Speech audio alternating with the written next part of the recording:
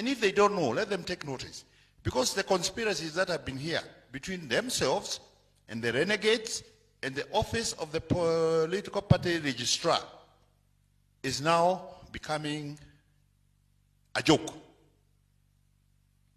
These are the same fellows who gave notice that their intention to remove Murathe and Kanini. And the registrar, as per the law, give a 7-day notice to the members of the public to complain or otherwise. Even before the 7 days were over, she changed signatories to the Jubilee Bank account. Those people went and stole 90 million shillings from the Jubilee account. Huyo Kanini Kega amenunua nyumba Malindi 45 million. Sijui hiyo ingine waligawana namna gani. We are in court on that one. The court has issued to the Equity Bank, wapatie Secretary General, wampatie account ya chama ya Jubilee. Because we went to court and we got a court order stopping them from interfering with the accounts of the party. Na hii pesa sio yetu, ni yenu, na ni ya taxpayer. They claimed that they were paying staff, which the bank has a schedule of staff, and you can transfer the money internally. When we took the legal lawyer's order from the court, they went ahead and transferred it to themselves and some fake companies online, because the director of legal at Equity Bank, when they went to withdraw money, presented them with a court order and told them, I'm sorry, we cannot give you money. We have an order from the court. So they cleverly use online. Because online, hakuna mtu anaona. Mnajua hiyo? That is how they stole our money. And that case is coming up. Immediately we have the full statement from Equity Bank. Anyway, having said that, the reason we wanted to celebrate today is to also let you know that going forward, the Azimio coalition, of which Jubilee is a member, and Jubilee has never left Azimio officially. There are ways you get out of the coalition. You don't write love letters to the speaker or whoever. There is a mechanism, and it is the Secretary General and the NEC or the Governing Council. The same way we signed into Azimio is the same way we will get out of Azimio if ever we want to get out.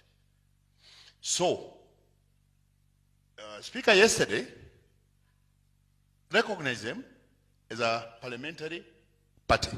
All right? We have always been a parliamentary party. To say that Sabina Chege is now the whip of the Jubilee Parliamentary Caucus, let's call it that way, is not news. We already had a whip. This guy of Nakuru, he's called who? Arama. Arama was the whip of the Jubilee Party in Parliament. Unless they are telling us they have now replaced Arama with Sabina. Na hiyo pia haina maana. Kwa sababu the only person who can communicate to the speaker about changes, even of a PG meeting, is the SG. The speaker cannot appoint officials for us. I don't know where he got it from. Although he's very clever, he said something about, is it intermediary, or he was using a word like interim. All right? But also, having said that, his ruling is also very mischievous. Because if you read Wetangula's ruling yesterday, and we are going to give you copies, on the section where he purportedly recognized Jubilee as a parliamentary party, he very clearly says that the status of the majority and the minority parties, nothing has changed. And if you indulge me, I'll just read to you that relevant portion. And this is communication from the speaker yesterday. It is number 30, the media, I'm sure you have this. Number 30, subsection 2. And he said, and I want you to listen to me very, very carefully, what we are media. He said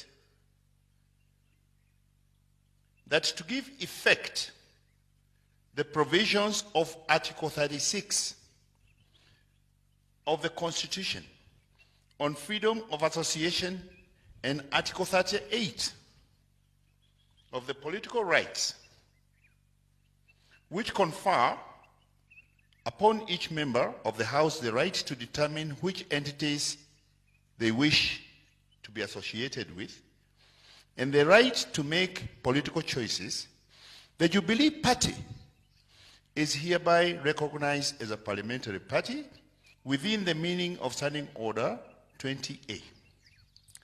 This is the operative word, sentence. This recognition does not in any way elevate it to or affect the status given to the majority party and the minority party by the Constitution and the standing orders. Tumeelewana hapo? Huyu ni Wetangula mwenyewe.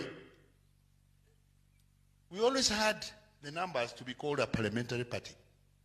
But the new constitution, you either belong to the majority party or the minority party. Either by being part of the majority Azimio coalition or the Kenya Kwanza minority coalition. By the way, they were the minority. When this election was finished, Azimio had more numbers until they went poaching. Wetangula still manipulated that in that ruling when he declared them the majority party. But that's water under the bridge. What we're having in parliament. And that is why